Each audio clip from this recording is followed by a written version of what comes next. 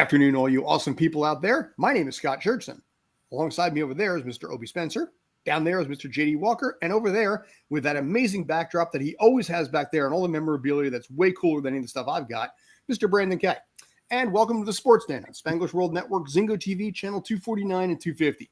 Kindly remember, if you haven't already, to download the Zingo TV app on the app stores of iOS and Android. When you download, kindly make sure to rate and leave a comment. Both apps are free.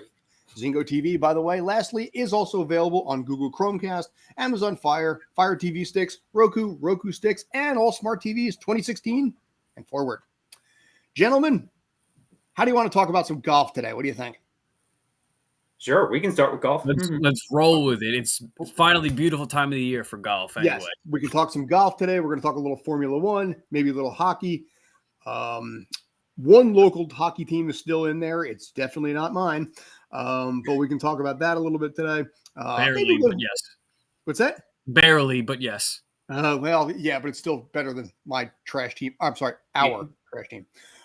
First, we're going to kick things off with a little bit of PGA right now. Obie, on your suggestion, a wise one at that, we have to go into a little bit of golf.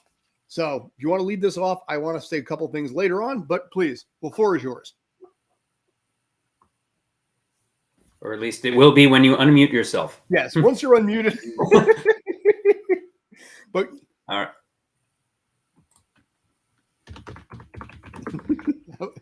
And let me kill this off. When you're ready, just keep talking. All right, I can roll with it a little bit until. Take it away. Let me just start off by saying this, and this is so important to me. As a kid growing up in the 80s and the 90s, there were few golfers that had my namesake. We had Scott Simpson and Scott Hoke, and they were top 15, maybe top 20. I'd see them way down at the bottom. But number one golfer in the world right now is Scotty Scheffler. My namesake is number one, and also from Ridgewood, New Jersey. He's a hell of a lot younger than all of us, but local dude, Jersey dude, and he's got my name. So respect to that. We're finally on top again. But yeah, go ahead. I mean, he's retains the number one ranking, although Justin Thomas was the one who came out on top at the PGA Championship this past weekend, winning his second major. And he came back from 7 strokes behind entering Sunday. Shot a 65. And that was the biggest one-day comeback to win a major since 1999, which was the infamous Jean Van de Velde meltdown in the Open for Paul Lowry coming back from 10 shots back to win that.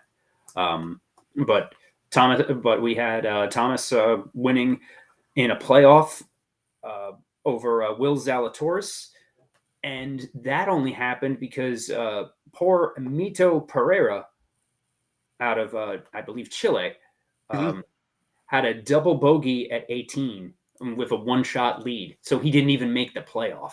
Talk about bad breaks. Once that happened, then you really felt like, okay, this is a little bit more open season now, where anybody in that top 4 or 5 could ended up sneaking up, because they were all right in a 3-stroke clump. Yeah, where it could have been anody, and it was exciting. Yeah, I was busy, so I didn't actually get to watch it this weekend, any of it. But that was some real entertaining stuff. I mean, anytime you have a duel on Sunday, playoff or not, is a good major in my opinion. Go ahead. Yeah, so especially for somebody coming back from 7 shots back, and you also had the sidebar storylines of Tiger shooting a 79 on Saturday after making the cut by 1 stroke and withdrawing on Saturday, which the headline ultimately says a WD next to his name. But for the fact that this is 15 months removed from him almost dying in a car accident, for the fact that not only is he there, but for the Masters and now the PGA, he made the cut at these events. So while he's as of yet, not in the conversation on Sunday as one of the leaders. Just the fact that he's even here is remarkable. And it's an interesting juxtaposition to the one who was not there, the defending champion of the PGA champion, Phil Mickelson, who has opted out and gone completely off the rails for this Saudi tour. And just the more you look at that, the more the crazier it gets. And the quotes that come out of both Phil and Greg Norman, each one is more disturbing than the one before it. And a new term that I learned for something that, in recent weeks, for something that's been going on for decades, is the term sports washing when it comes to the things going on in Saudi Arabia. You could also say that Russia and China have done the same thing, read the Olympics and other World Cup and other sporting events. Either way, it's disgusting, so we won't get too far down that rabbit hole. But for Justin Thomas, PGA Championship winners in particular are often one-hit wonders. So while it's better than being a zero-hit wonder, as many golfers are, golfers like Ricky Fowler, Colin Montgomery, who never win a major, for somebody to win one, you have Justin Thomas was part of that one-hit wonder group, specifically the one-hit wonder PGA. Names like Keegan Bradley, they'll for whatever reason, the PGA Championship is often the place where a golfer will have the tournament of his life, have the weekend of his life, will win the event, and then you never hear from them again. So congratulations to Justin Thomas to now being a two-time major winner and getting out of that conversation. And his caddy, Bones Mackey, who famously worked with Phil Mickelson for 25 years, also now getting glory and apparently a little more respect from Justin Thomas than he did working with Phil. It's hugely disappointing to me because, I dabble a little bit in following golf because my dad was very much into golf, and Phil Mickelson was one of his favorite golfers. So for Phil to turn heel the way that he has is very disappointing as a fan. And but the interesting thing about it is that golf continues, and this is curious, and I'm hoping to get your thoughts on this a little bit. I saw your comment. I'll put that in up a sec. But the TV ratings on golf, while they dropped a little bit, they still pulled in 1.5 million viewers on ESPN for a 0.9 rating. So it's interesting that golf is becoming one of the more popular sports again. And where it never used to actually have that kind of pull, now it's putting up solid numbers that honestly are on par to Sunday Night Baseball. And that's huge. I'm not sure if that says more about golf or baseball or their demographic views. Well, I think it's a little bit of both. It's a combination of all of those. I mean, for the fact that the people that are watching golf are primarily of a demographic that actually, still has cable. And is therefore measured in Nielsen ratings. Fair. Obi's comment, guys win majors at the same rate they win regular tourneys. Thomas has 15 tourneys and not one hit wonder at any rate. So, and that is absolutely true. But fair or not, Ricky Fowler has, I want to say about 20 or 30 victories. I don't know the exact number off the top of my head, but he's won a lot of off tournaments. So he's just never won a major, just like players in team sports that are great players, Hall of Famers, but never win a championship. Your Charles Barkley, Dan Marino, and so forth. The knock on them is always, they never won a title. So it's the same for these guys. That if it doesn't matter how many West to Bumble Squat Opens you win, if you don't win any of those four majors. Right or wrong, that is how it is.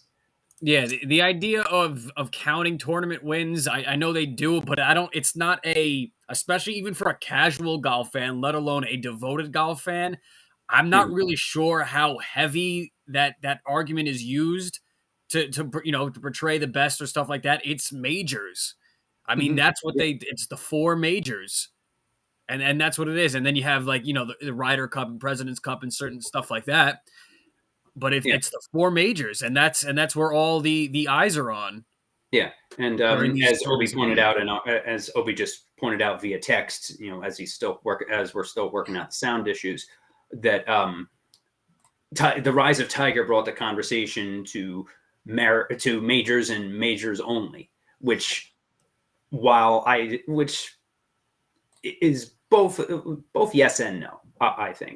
I think part of that comes from the fact that a lot of golfers aren't playing as many tournaments in a given year as they are. So whereas they would be playing in a tournament every week almost in the past, with Nicklaus and Palmer and Faldo and those guys from previous generations, you're not seeing that as much now. Which Tiger started it, and the rest of the tour followed, as it did with literally everything else in golf in the past 25 years.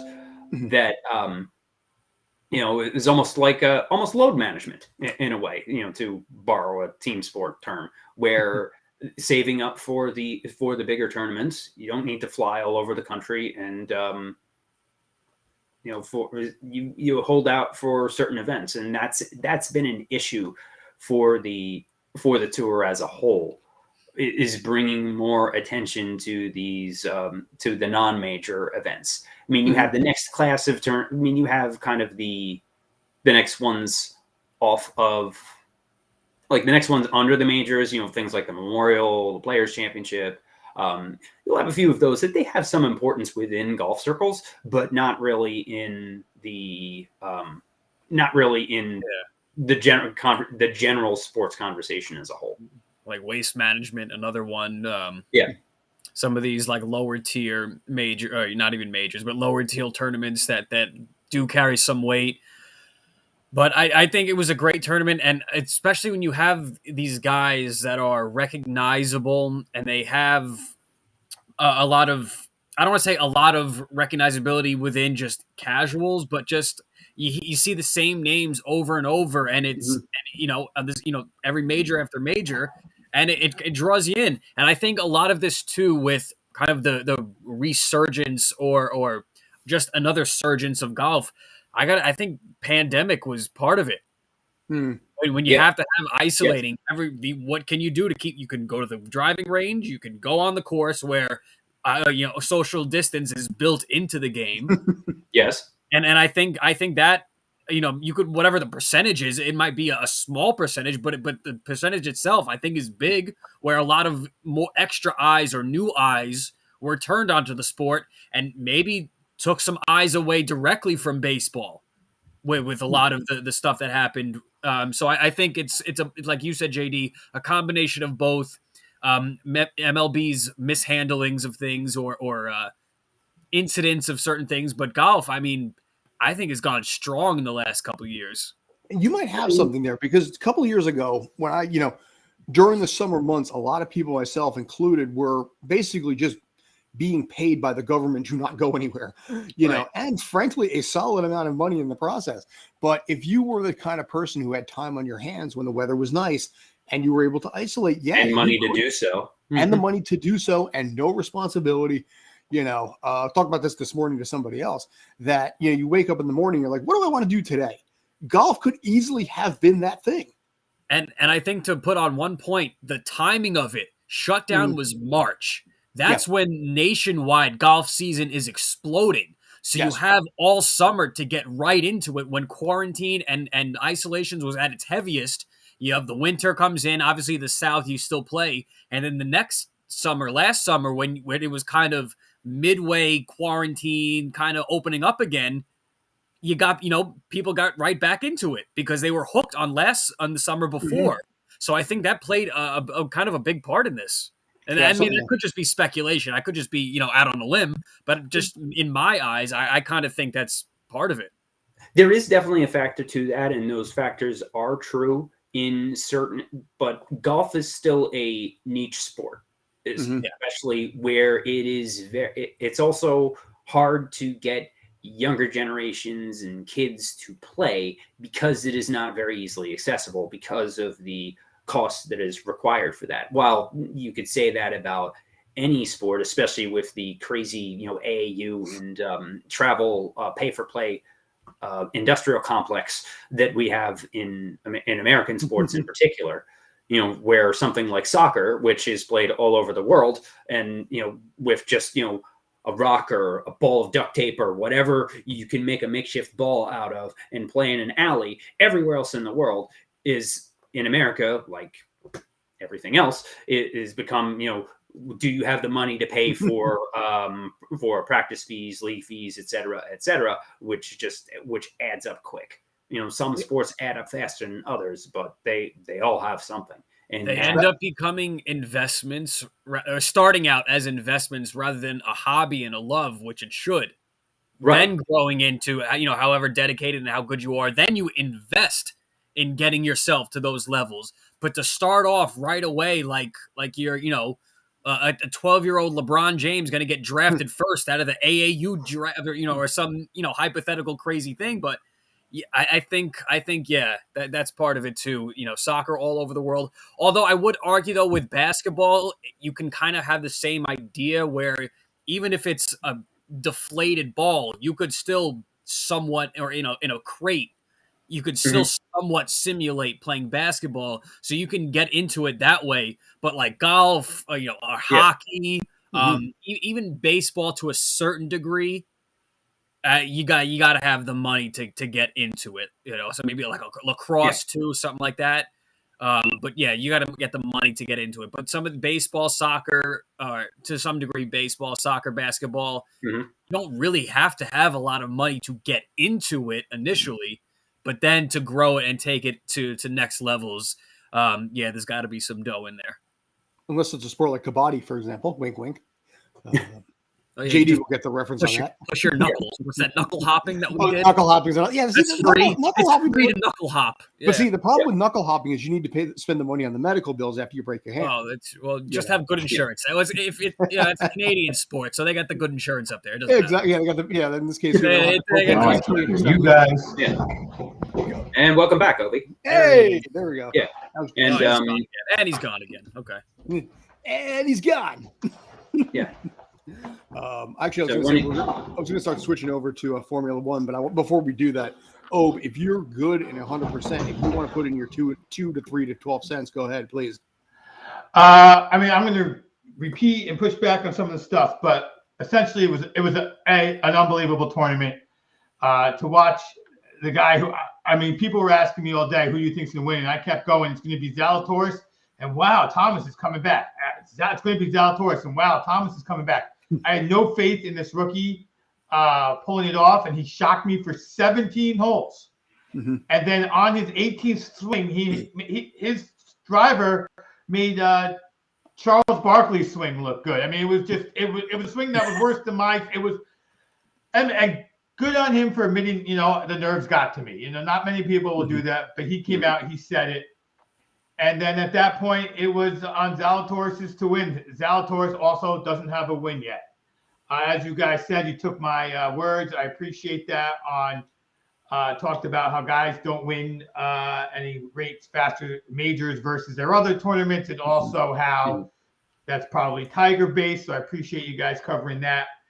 And then the one thing I will add is, as I am aware, I heard you guys talking about children, and that's when I kind of got disconnected. One of the things they're doing to keep kids in the game is almost every kids league you go to now. Yes, it's hard. There's a big money barrier, but even for that, it's a frustration barrier that kids don't like. Every kids league is a 4-team scramble. So it's the best ball, the 4 kids, the best ball, the 4 kids, just to keep them interested. Plus, a lot of them use a 15-inch hole as opposed to, I think it's a 6-inch hole. So they are trying to keep kids involved in the game, obviously, because that's how you feed the game. And that's my wrap up of everything I heard you said, and then got disconnected. And it wasn't on my side. It wasn't on Eduardo's side. It was on the app side for anyone who cares. So there we go. Right. So we blame Restream on this. And, Yeah, you're just all about it. All about it. deflecting blame. Got it. All right, we'll talk about that. We'll talk about that afterwards. But I think in respect, if we're good with U.S. Open, I'm sorry, with PGA and with golf in general, if you want to basically take off and run with Formula One, because that was one of the two topics you had. Yeah. I feel at this point the same player as the same guys winning every week. But yeah, Verstappen basically is 4 out of 6 this year. But Obi, I think basically you deserve to run with this. You've earned it. So fire away. All right, yeah. So yes, if Verstappen wins, finishes, Verstappen wins, and that did not change this week. The Spanish GP was not quite the event that we had in Miami 2 weeks ago, but it was a much better race. Mm-hmm. During free practice and qualifying, there was almost no stoppages or flags, which gave us a sense that this race may not have any of that. But after qualifying, things looked amazing. 6 spots were all held by Red Bull, Ferrari, and Mercedes was up there in the top 6. Mm-hmm. So the question was, is Mercedes back? And Hamilton gets off to a good start with a different strategy than everybody else.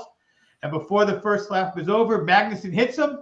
He gets a flat tire. He goes to the pits. End of first lap, he's 19th of 20th. And here he is on the radio going, hey, should I retire the car? And a lot has been made about that. So this is what I have to say sort of about Hamilton. It's my side on Hamilton. He feels to me like an old comedian. And what I mean by that, you see like a young comedian comes out and they are connected to the everyday person because they are an everyday person. Their job is actually worse than the everyday person. And then they get to the point where they are huge and they're selling out arenas. And maybe the same joke they would have given when they were nobody now feels like they're punching down or they're just disconnected and you can sense it. And they may be observing things, but they're not observing things everybody else is. And I feel that way about Hamilton. Even as not the driver he was, which maybe he is or maybe he isn't, he's still better than so many other guys. But is he willing to, to put his life on the line, which you literally are doing as much as everybody else is, with as much money as he has and as many championships? So maybe that's why he goes, hey, what's better for the team is I retire the car and the car is able to race and I'm okay and everyone's okay. So is that where he is? I'm not sure. The rest of the season may help us go on. Besides Hamilton, we saw the best racing we've seen all year when we had Leclerc pulling ahead of everybody else. Russell ends up in second after some spinouts, and he holds off Perez and his faster Red Bull for countless laps until they decided to let Verstappen pass Perez and give Verstappen a shot at Russell. And Russell held off Verstappen for what felt like 20 laps in wheel-to-wheel racing. Yes, Verstappen's Red Bull once again had a mechanical issue, which sort of helped prevent him from passing Russell. But it was just the best racing I've seen in a year and a half of racing. One guy trying to pass another guy and another guy holding them off. And finally, they changed strategies, and you could see it happen, which is so cool. Like we talk about in football all the time, halftime adjustments, and it takes a real good brain to see it, explain it to us and whatnot. But you didn't need to see it. They pulled Verstappen off the track, put him on faster tires, and said, "Go catch that guy in these other laps, and you'll catch him and pass him when he goes in." And lo and behold, Verstappen catches up to Russell. His tires are dead. At the same time, Russell has to come off the track to get his tires. Leclerc, his car goes pooey. And then we get what we've been talking about, where the same guy winning the race again for the next 2/3 of a race. The only thing left to watch really was Hamilton. And I know I said, is he still have it? I mean, he had enough to get all the way back from 19th to 4th. And then the last lap, his car started acting up on him. And they told him, let Sykes pass you, get 5th, keep the car alive. It's better than do not finish. Too long, didn't listen. I think Mercedes is back. They really showed what they have. Russell racing like the most talented guy, if not with the fastest car, and Hamilton showing that the car was still really fast and moving it up. So we might have a 3-team fight. And next week when I come on after Monaco, I might not be saying Verstappen won. We'll see. Well, in this case here, let me ask you this question. Right now, Lewis Hamilton is currently already 64 points behind. That's way, especially forgetting it being Lewis Hamilton for a second, but Lewis Hamilton is currently sitting at 46 points. Is that something? Do you think he can turn that around, or is Verstappen just going to basically run away with it if it's not Leclerc?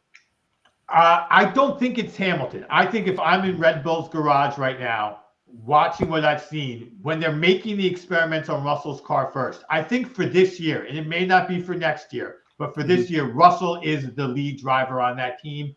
But I think that team is primarily going to go for the Constructors' Championship and let Leclerc and Verstappen fight it out for the individual championship. But I don't think Hamilton is all but said, I'm not getting the championship this year. If anyone does it on our team, it's Russell. Let's just get this car running and go for which again goes to what I said about that. Like he's still great, but is he willing to put his nose in every situation when it's your life on the line and you have a pretty fine life, going. Accomplishments as great as anybody else is. Like, again, I'm not saying that's what's happening. I don't know enough about the sport and the man, but it's what I am conjecturing is happening. It's logical. I mean, for somebody where Hamilton is a little older and has won a few Cup championships, where not that he's coasting, but he's definitely. But it makes sense that he's a little more selective about when to turn it up to 11, and also trying to defer to his teammate on it. So I get it, and for that Leclerc is stepping up, and it's not just the Verstappen show start to finish. That at least provides a little bit of drama for the time being. We will see how things shake out the rest of the season. I mean, it's only 6 races in. We got a long way to go in the cup chase. And to your point about Hamilton, like that is why I'm saying the comedian. I don't even know if you asked Hamilton if he would tell you he's not 100% in. Like I think he is. If you ask him, he's 100% in. But just what 100% means to an 8-time champion who's finally lost, had a horrific offseason, an angry offseason, it's different than being the young gun or the defending champ. Sorry to cut you off, Brandon. Please go ahead. No, you're good. I'm thinking about this listening to you, and based on what I'll say speculating what kind of his mindset is, it sounds very kind of like where LeBron's head is right now. I was thinking similarly. While yes, it's inarguable that Lewis Hamilton is more the Michael Jordan of that sport rather than the LeBron of that sport, I still think just at that top level, when you get to that level at a certain age, you start to kind of, all right, you think about things. So just off what you're saying, that's how I'm interpreting it. Now I'm going to ask a stupid question. Can he just make the car faster? That is my stupid question. Let's go faster. And it's not a stupid question because Mercedes, so the cars this year, because they rechanged all the rules, plus how the cars had to be built, plus because an American bought the sport, they put in a cap on how much you can pay to develop the car. So you can pay your drivers as much as you want, you can pay your crew as much as you want, but there's a salary cap on building it. So all of the cars this year, when they started, they were bouncing down the road, like bouncing. And Mercedes cars were bouncing more than Ferrari and Red Bull. And that is what they have invested their money into, getting rid of the bouncing. They seem to finally have. So, yes, now they have to put the money into, like you say, it's not a dumb question, making the car faster because their car is clearly faster than everybody else on the track other than maybe McLaren and Alfa Romeo and then the 2 other teams we're talking about, Ferrari and Red Bull. So, their car is faster, but it definitely has more to go because they've been spending their early 6 races getting the car to stop jumping down the track while everyone else is tweaking it to be faster. Nice. Great question. Yeah, you think it's it. Nah, yeah. It answers my question right there. I'm good as gold now. That's interesting that they have almost like a salary cap on the cars themselves to try and prevent, although it's only it's only a handful of teams in general, that can even compete, I believe. I'm not that familiar with it, but I know it's the same few teams, Red Bull, Mercedes, Ferrari, that they just have that they have multiple cars in it. So it's not like it's already well beyond the point of like an individual driver or team. It's all, big conglomerates, which I know I believe that's the case throughout motorsports, whether it's F1, NASCAR, IndyCar, all of them, it's all the same stuff. I think one of the keys to wanting to drop. So what I'm understanding about the cap is the teams that spent a lot, it's hurting more than the teams that spent a little. Some of the teams that spend a little still can't even get to the cap. While your bigger teams are like, how am I supposed to only use this much money? But the other goal is to get more big money teams in because their losses are mitigated. So can we get Ford back in? Can we get Porsche back in? Can we get the other big car names back in? Because if you're new to the sport, you don't know Williams Racing. If you're old to the sport, you do. Or when you get into it, you learn who they are. But if it said Ford on there, you would know who they are. You know kind of who Alfa Romeo is. Red Bull, it's just being Red Bull. But Alpine's not a car company, but they have a team. So can we get some more teams? And, I mean, they are open to more teams. The biggest one is Andretti Racing is making a very public attempt to get in. And I think they do want to get 2 more cars on the grid somehow. So we'll see if more cars. Yeah, but like Honda used to have a huge presence in F1, and they practically disappeared. Yeah. So Honda makes the Red Bull engine, but they don't advertise that their name's on it, right? Like Red Bull just like bought the right to just not even have Honda's name on the engine anymore. So absolutely. Honda's like, sure, we'll just make it for a fee. We're not investing any money. Just pay us to make the engine. So absolutely. I mean, it's more of a license. As long as Honda's getting their money, that means licensing. I think a lot of it has to do with people just. I don't know that people like. I know that with NASCAR at one time had the highest customer loyalty. If you were a fan of whoever, you bought the products on their car. I wonder if with F1 it doesn't roll over the same way, especially with the car brand. Like, I love to watch Mercedes drivers, but I'm not going to buy a Mercedes, so the investment doesn't pay off, especially when it starts to skyrocket the way it did. Nice. Yeah, I don't think that there's really as much brand loyalty to the cars themselves in racing, particularly not in F1. At least in NASCAR, like the cars, at least in theory, are similar to ones you can go out and buy, but not, not really. But like that's, what the roots are of NASCAR was that, it was a car that you souped up yourself to run away from, as moonshiners to run away from the revenuers, and you could drive on the dirt track on Sunday and then, drive to work on Monday in the same car.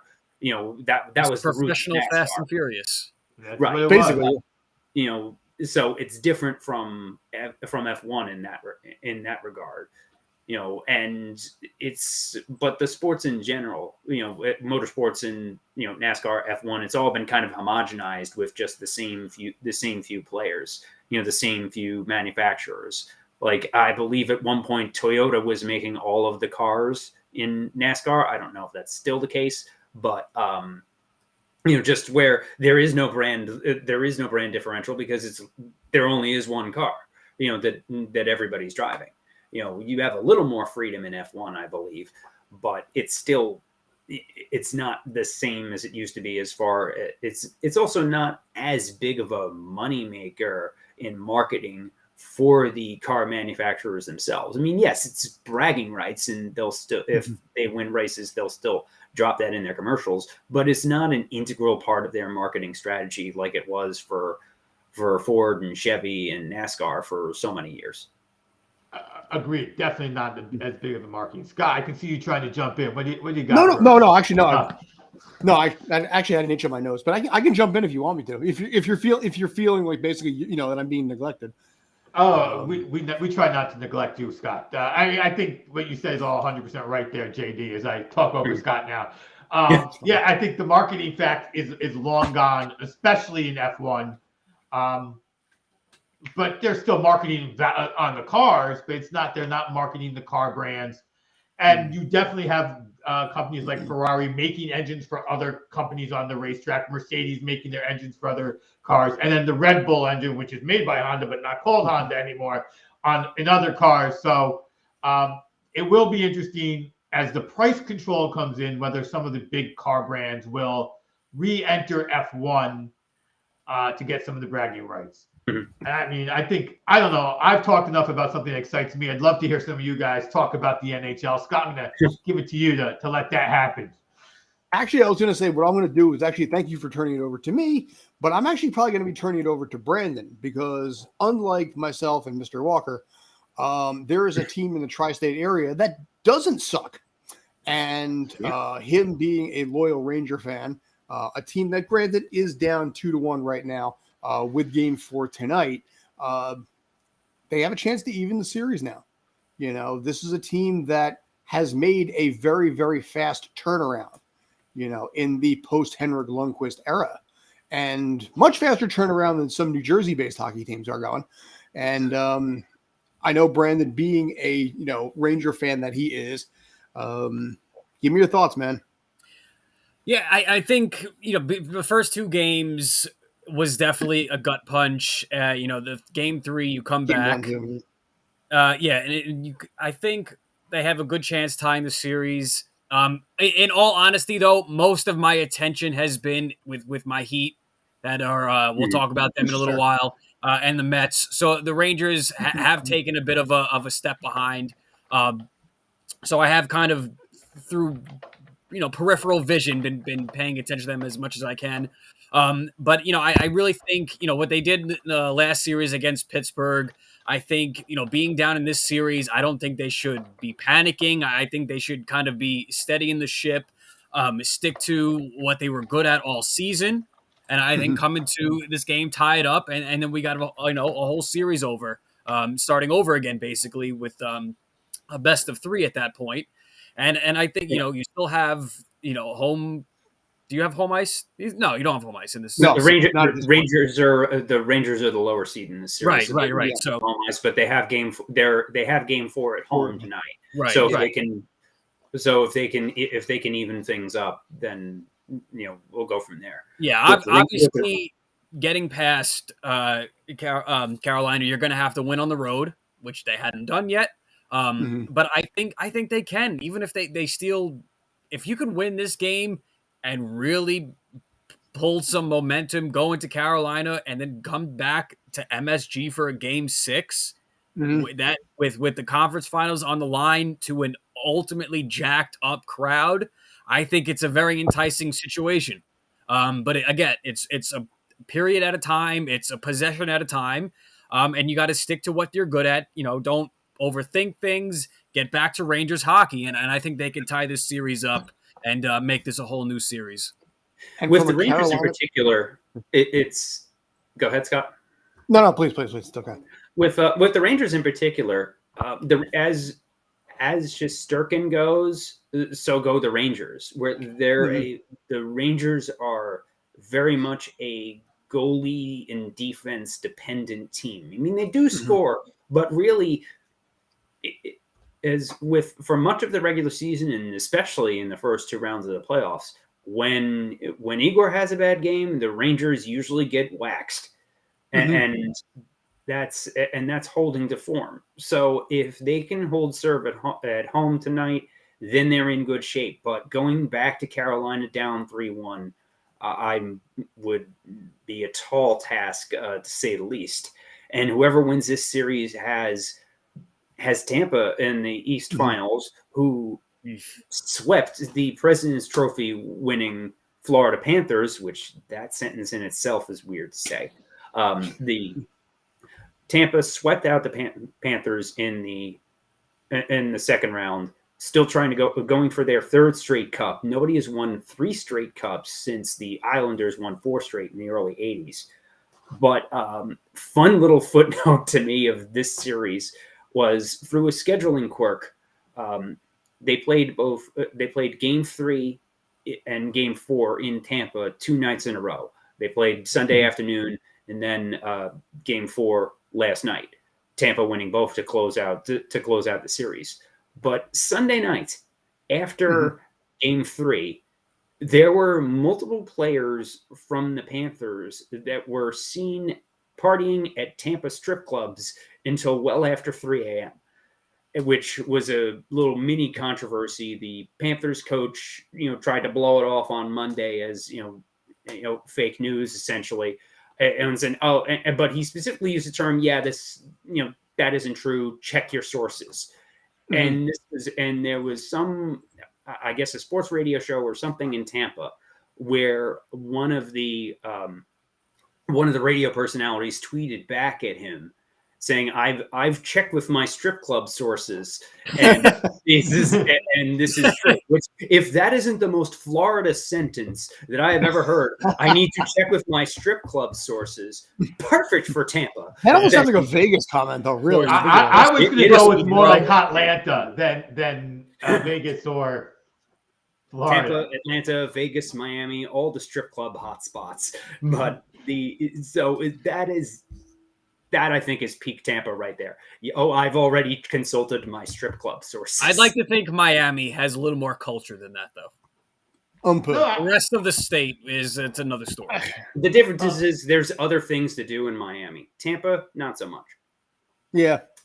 You got the Tropicana Field down there. You got St. Pete. You got dolphins off the water in St. Pete. I've seen them down there. It's actually really nice. Mm-hmm. Tampa's nice though. I have a friend who moved from really nowhere, Florida, to Tampa, and he had more to do with nowhere, Florida. I'll just say that. Really? He wasn't. Yeah. Was he originally by that place for that Alan Jackson song? No, the Chattahoochee, I think it is. No, he was in one of the. He was in the area that is more known for old age retirement homes, like Delray type area. Okay. And then he moved to Tampa and was not impressed with he's not been impressed with his Tampa dwelling. So he was just too young to do the activities at that point. Exactly. Right. He was too young for pickleball. That's a him problem. Those places are hopping from what I've heard. Dude, my wife's uncle, is president of the condo association down there, and the amount of people that want to get a spot down there, it's insane because everybody from up here every winter just flocks down there to try and move. Mm-hmm. So the prices are insane. But the only thing I'm going to say on this, as far as the Rangers go, maybe we'll wrap it out at that point, is if the Rangers can win tonight at home, they're guaranteeing a Game 6 on a Saturday night. And so for Carolina, this is a lot of ways panic mode. Because not only for the fact that you need to basically have the opportunity to lock this series down at home in Game 5, but also whatever games you have to play extra is giving an advantage to a rested Tampa Bay team. That's a Tampa team right now that's swept, and they are going to be rested, and they have playoff experience out the wazoo. So every single game this goes longer is further and further advantage Tampa. So I'll ask this question, right now in the NBA, it feels like we're going to be looking at a rested Golden State against a tired Eastern Conference winner. That's going to be. Mm-hmm. And if it wasn't for how physically brutal this series is, I would always, unless I really feel like that 4-team, 5-team player team is a much better team, say, hey, that rust is going to be there. Does that exist in hockey? I mean, the NBA, this one series, these two teams, I'm not sure either of them will have 4 guys left to play. But in general, you feel confident if you go 6 games that you're not rusty. Is hockey going to have that? Hockey absolutely has that. It is a little different than baseball and basketball as far as rust in a 7-game series, but it absolutely comes into play. There is, as far as I'm concerned, there is nothing more intense than playoff hockey. Mm-hmm. And it's a much more even playing field where there's actually upsets, and it's in the NHL playoffs, and you don't see anything remotely interesting until the second round in the NBA, especially now that they've added another level of what was that Brandon's term? April silliness, for the stupid plans. Yeah, but you have teams but out of the 8 teams left, 7 actually in the NHL, you could make a case for any of these teams winning. All of them had over 100 points during the regular season. You have the Edmonton-Calgary Battle of Alberta, in the second round out west. 9-6 in the first game, too. 15 goals combined. Right. I saw that. I thought it was a baseball score. And then and did a double football score in some cases. Right. So, and then you have Colorado up 3-1 over St. Louis in the other West series. And all of Canada is riding on the Battle of Alberta, with Canada's game, yet no Canadian team has won the Stanley Cup in almost 30 years. So their hopes remain on whoever wins that Edmonton-Calgary series, and which is shaping up to be quite the good one. And if you like scoring, just like the Battle of Alberta series it's almost like those 80s playoff series between the Flames and the Oilers, with the Wayne Gretzky, Mark Messier, Paul Coffey Flames, and then you had the Doug Gilmour, Brett Hull Flames that won the Cup in '89. Those playoff battles were insane. So you're starting to get shades of that nostalgia in play with that series as well. So in addition to the Rangers series, that looks like the most intriguing series still going on. Fair. All right, so we got a little less than 10 minutes left, so I do want to swing this over to Brendan's other favorite sport and his other favorite team. We're not talking the one with the jersey he's wearing, but we talked about Miami a little bit. You said you have been focusing a lot of attention on your Heat. Want to roll with that? Yes, I have. Obviously, the Heat are my baby in the NBA. And this series with the Celtics, I said it was going to be a very old school style physical game. You would be hard pressed to find most of these games in the 100s. Maybe you get some 102s, 103s, 105s up to there, but you're going to get low scoring games. This series is very similar to the Boston-Milwaukee series where both teams alternated between having a good to great game, letdown, good to great game, letdown. And it's very much the same thing with this series. But that game 3 in Boston for Miami to win, I think was a great, I don't want to say confidence booster, but a confidence reinforcer. They had no Jimmy Butler in the second half. Tyler Hero did not play well and did not play late in that second half. Bam had finally broke out and had the game of the playoffs. So game 4, if you watch the playoffs year after year, that's going to be a letdown, especially the way Boston looked. You come out and it was like 20-1, it was like 18-1, and at that point you're like, okay, it's just going to be a bad game, which I am not as kind of distressed about, because you could just look. It was a crap game from the start. That is what it is. It's 2-2 now. Best of 3 now. You still have home court, but you got to come back. And the best right now is who can play the best consistently. That's it. Be over the next 2 to 3 games, depending on how well you can play.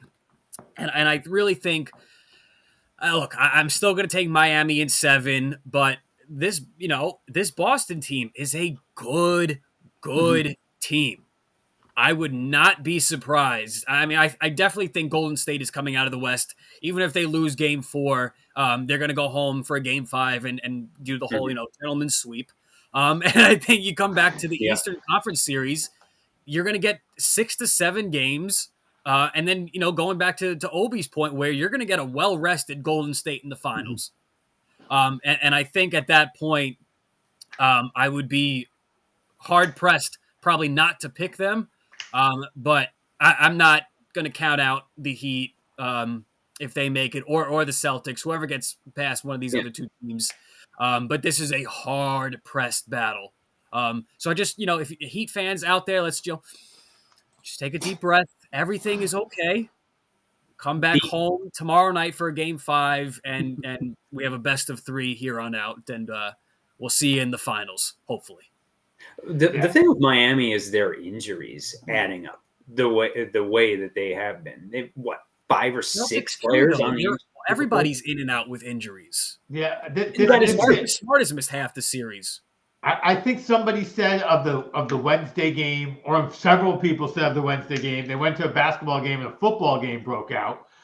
This has been, as to Brandon's point, this has been I knew it was going to be that way. 90s basketball. This is some violent basketball. And based on the makeup of these are not finesse teams. As good as Jason Tatum is, he's not a truly finesse player. As good as Jimmy Butler is, he is a hard-nosed, to me, he's bigger and stronger, and this is a compliment. Allen Iverson, that's who he is. He gets in there, messes up with people.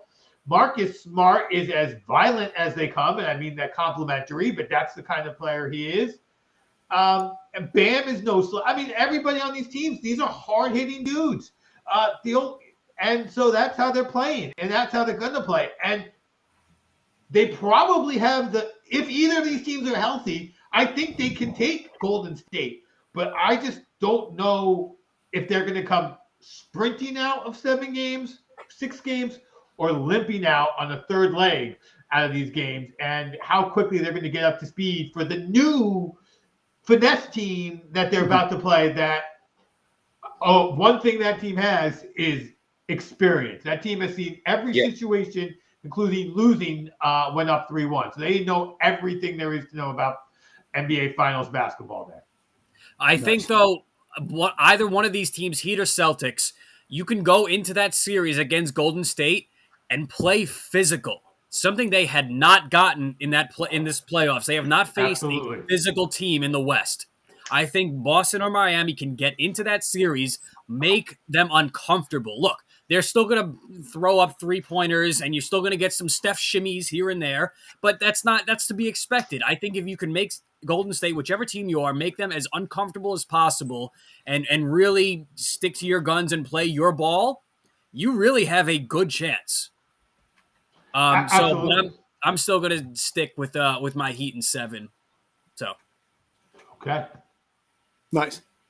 So, probably have to wrap this up. But JD, if you have a couple things you wanted to say real quick about soccer, 30, 45 seconds, by all means, please. So, in Major League Soccer, you had the Philadelphia Union beating the Portland Timbers 2-0 the other night, breaking another oddity streak, 5 straight draws. And they had a loss before that. So that was the first actual win that they had in a month.